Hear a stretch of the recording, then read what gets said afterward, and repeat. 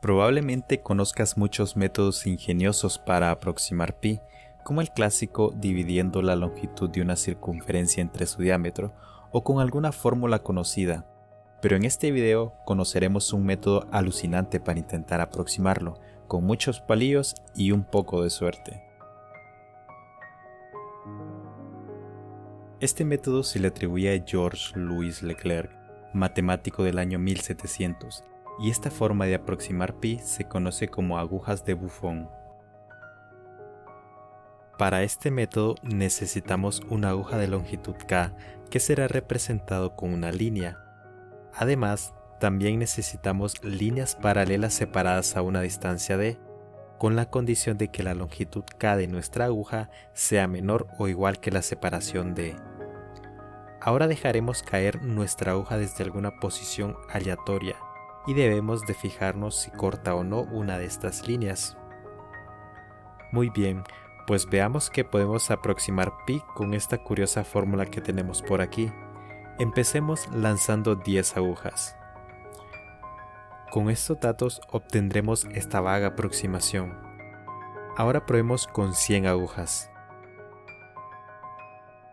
Ahora con 1000. ¿Y qué tal con 5000 agujas?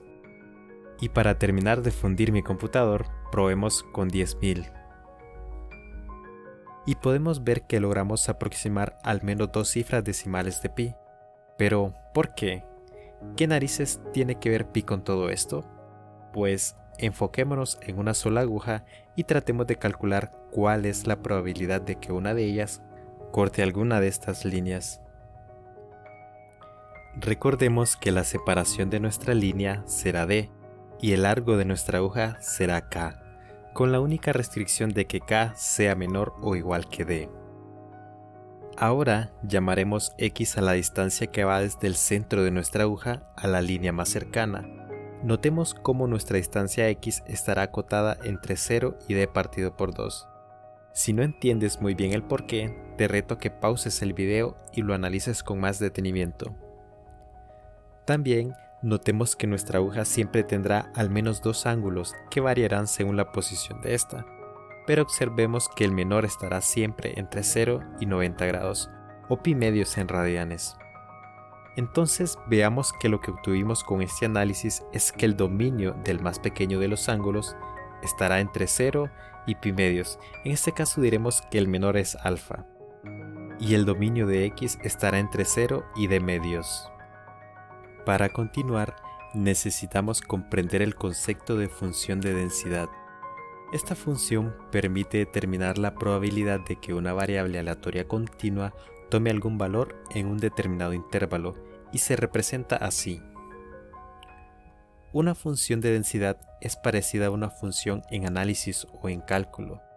Entonces, para conocer la probabilidad de que nuestra variable aleatoria tome algún valor en un determinado intervalo, basta con calcular el área bajo la curva en ese intervalo.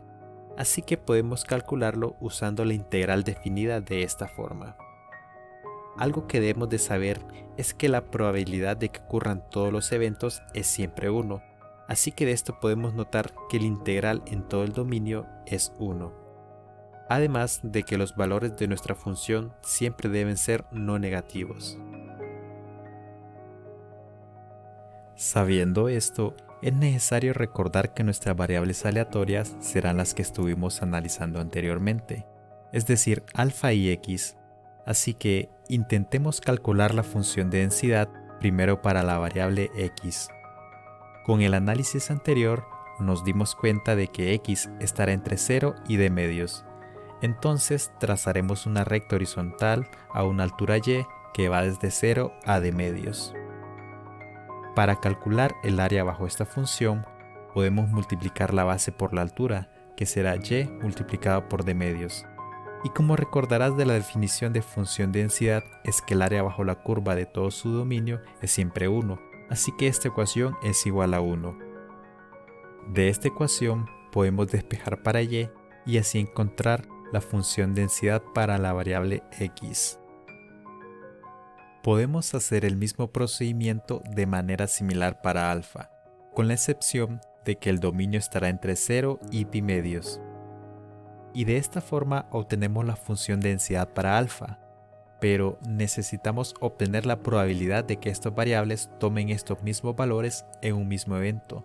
Entonces necesitamos obtener la función densidad conjunta, que se obtiene simplemente multiplicando nuestras dos funciones. Ahora sí estamos listos para encontrar la probabilidad de que nuestra aguja corte a una de las líneas. El primer paso es integrar en nuestra función de densidad conjunta desde los dominios en los cuales se corta una línea. Para alfa no es tan difícil, y es que recordarás que el ángulo oscilará entre 0 y pi medios, pero para x quizás pienses que será entre 0 y d medios, pero no es así, ya que x puede estar entre esos valores y no cortar una línea necesariamente. Así que analicémoslo de la siguiente forma. Si extendemos estos segmentos, notarás que se forma un triángulo rectángulo, donde el cateto más grande será igual al seno de alfa multiplicado por k entre 2. Puedes notar que cuando la aguja corta una línea, x puede ser menor o igual que este lado. En caso contrario, notarás que x es mayor a seno de alfa multiplicado por k entre 2. Sabiendo esto, entonces nuestros límites de integración para x serán 0 hasta este valor. Y ahora sí resolvamos nuestra integral doble.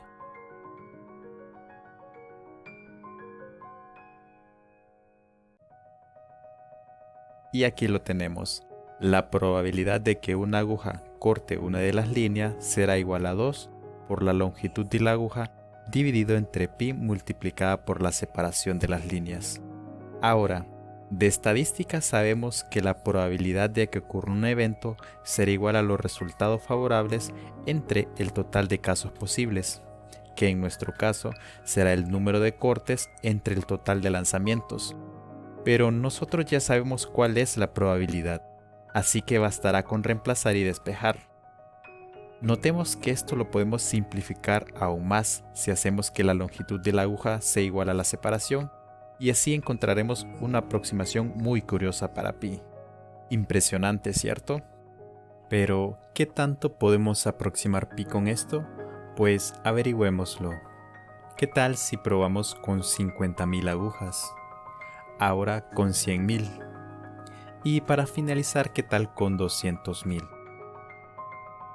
Como podrás notar, la aproximación es indiferente al número de agujas y cortes, porque este método puede no ser tan bueno debido a la sensibilidad de la relación entre la longitud de las agujas y la distancia entre las líneas. Es por esto que aumentar el número de agujas lanzadas puede ayudar a mitigar algunos de estos problemas, pero si las condiciones no están equilibradas adecuadamente, o por simple cuestiones de probabilidad, la precisión puede seguir siendo limitada. Pero bueno, ya conoces un método poco común para aproximar pi. Y sin más que agregar, nos vemos en el próximo video.